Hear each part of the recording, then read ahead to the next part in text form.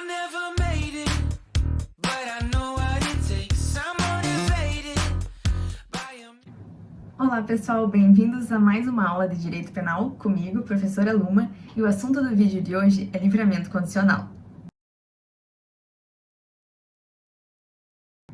O livramento condicional é um benefício que está lá no final do cumprimento da pena privativa de liberdade.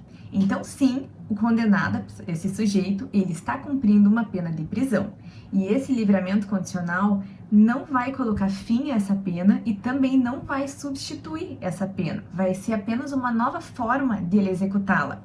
Constitui, portanto, um período de transição, embora essa liberdade seja antecipada e limitada.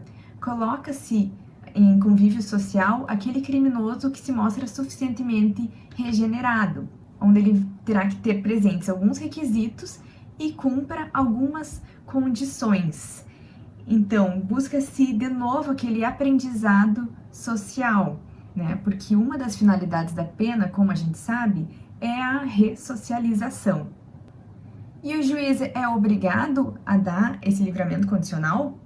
Por ser um benefício, ele é um direito subjetivo. Então, presentes todos aqueles requisitos que a lei nos dá, o juiz é sim obrigado a dar o livramento condicional. Esse é o entendimento do STF. Daqui já podemos concluir, então, que essa liberdade, ela possui três características. Ela é uma liberdade antecipada, condicionada e precária. Ela é uma liberdade antecipada porque ele deveria estar cumprindo esse tempo na prisão. Ela é uma liberdade condicional, porque durante esse período de prova ele vai ter que andar na linha cumprindo algumas condições. E é precária porque essa liberdade ela pode ser revogada a qualquer tempo. E como nós chamamos o beneficiário que está em livramento condicional? Ele é conhecido como egresso.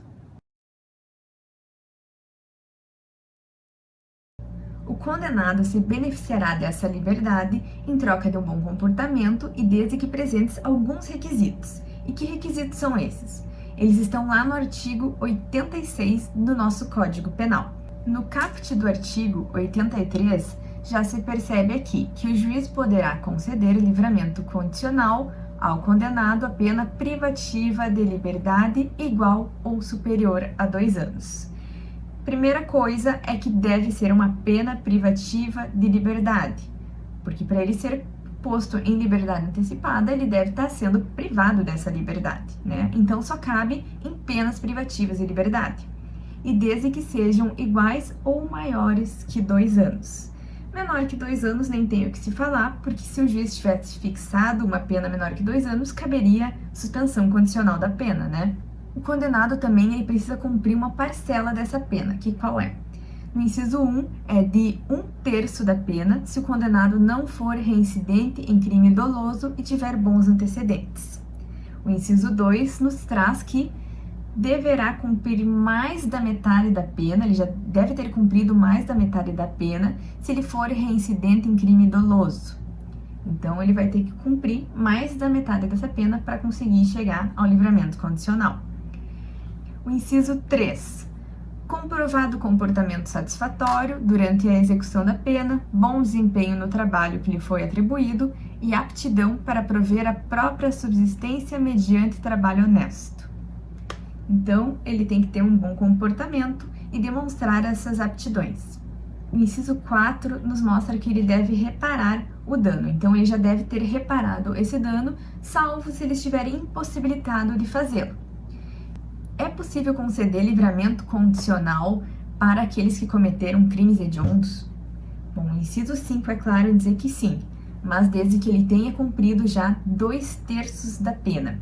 Aqui, ó, cumprido mais de 2/3 da pena, nos casos de condenação por crime hediondo, e também se equipara à prática de tortura, tráfico ilícito de entorpecentes e drogas afins, terrorismo, se o apenado não for reincidente específico em crimes dessa natureza. Então, se ele for um reincidente em algum desses crimes, ele vai cumprir toda a pena em cárcere, aí ele não terá direito a livramento condicional. Dentro dessa equiparação também, apesar do Código Penal não trazer essa hipótese, também se encaixa o tráfico de pessoas. O parágrafo único do artigo 83 nos traz uma ressalva. Caso o condenado ele tenha cometido crime doloso com violência ou grave ameaça, um roubo, por exemplo, o juiz também terá de analisar a probabilidade dele voltar a delinquir, que são as condições pessoais. Essas condições que o condenado deverá cumprir durante o seu período de prova serão fixadas pelo juiz na sentença, nos termos do artigo 85 do nosso Código Penal. E aí estão presentes todos os requisitos e ele é posto em liberdade sob forma condicionada. Quais são as condições que ele vai ter que cumprir durante esse período? Quem nos traz essas condições é o artigo 132 da LEP, a nossa Lei de Execuções Penais. E lá no parágrafo 1º estão as condições obrigatórias. Vamos ver juntos aqui quais são. Então, 132, parágrafo 1º, serão sempre impostas ao liberado condicional as obrigações seguintes. A.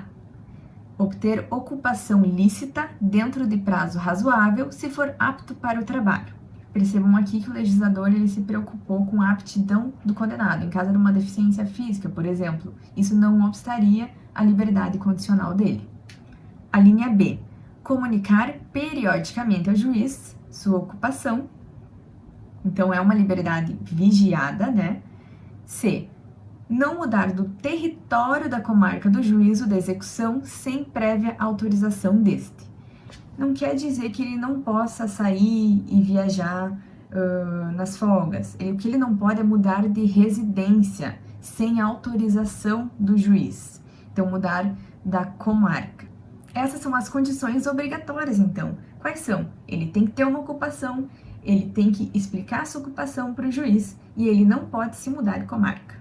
E as condições facultativas estão no parágrafo 2º. Quando eu falo aqui em condições facultativas, eu não estou querendo dizer que o liberado ele pode ou não optar em cumprir essas condições. É facultativa apenas ao juiz em fixar ou não elas na sentença. Se estão fixadas na sentença, o liberado é obrigado a cumprir. Tendo junto aqui, então, parágrafo 2º, poderão ainda ser impostas ao liberado condicional, entre outras obrigações, as seguintes. A linha A. Não mudar de residência sem comunicação ao juiz e à autoridade incumbida da observação cautelar e de proteção. A diferença dessa condição para aquela obrigatória é que nessa ele não pode mudar de residência dentro da própria comarca, sem comunicar ao juiz. Na outra, ele não podia mudar de comarca e sem autorização do juiz. Aqui ele pode mudar sim de residência, desde que comunique ao juiz ou à autoridade competente. A linha B. Recolher-se à habitação em hora fixada, né? Então, determinados sentenciados em relação a determinados delitos. A linha C. Não frequentar determinados lugares. Aqui o juiz busca fazer com que ele se afaste daqueles lugares e daquele convívio social que ele tinha antes e possa fazer com que ele volte a delinquir. E embora a nossa LEP não traga a condição D, entende-se que há uma D, que é ele não voltar a delinquir. Porque se ele está durante esse período de prova, entende-se que ele não pode cometer um novo crime, certo? Então, não delinquir seria a linha D nessas condições, que o juiz, ele fixa na sentença.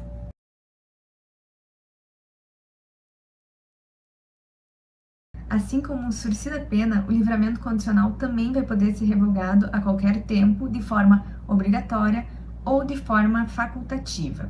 As formas obrigatórias de revogação do livramento condicional estão no artigo 86 do nosso Código Penal. Vamos lá. Artigo 86. Revoga-se o livramento se o liberado venha a ser condenado a pena privativa de liberdade em sentença irrecorrível. Inciso 1, por crime cometido durante a vigência do benefício. Inciso 2, por crime anterior, observado e disposto no artigo 84. O que quer dizer, então? Se ele está lá durante seu livramento condicional, durante seu período de prova, e chega uma sentença irrecorrível, ou seja, essa sentença não cabe mais recurso, ela transitou em julgado, essa revogação ela será obrigatória e ele volta para cumprir o resto da pena em cárcere. Qual a diferença do inciso 1 ou 2, então? No inciso 1, ele está dizendo que é quando o crime for cometido durante a vigência do livramento condicional. Como assim? Bom, se o sujeito ele está posto em liberdade condicional, ele tem que andar na linha, certo? Se ele cometeu um delito durante esse período, e, por exemplo, ele cumpriu já 6 meses de livramento condicional, ele vai ter esse livramento condicional revogado e ele vai voltar para a prisão, e esses 6 meses que ele cumpriu, ele perde. Porque ele quebrou essa confiança. Ele deveria mostrar que ele está se recuperando. E se ele comete um delito durante esse período, significa que ele não está recuperado. Então ele volta lá e esse período não conta. No inciso 2, refere-se a um crime que ele cometeu antes da vigência do seu livramento condicional. O que pode acontecer? Dele já ter cometido um crime antes da vigência do livramento condicional, que a sentença só chegou agora durante esse livramento, durante esse período.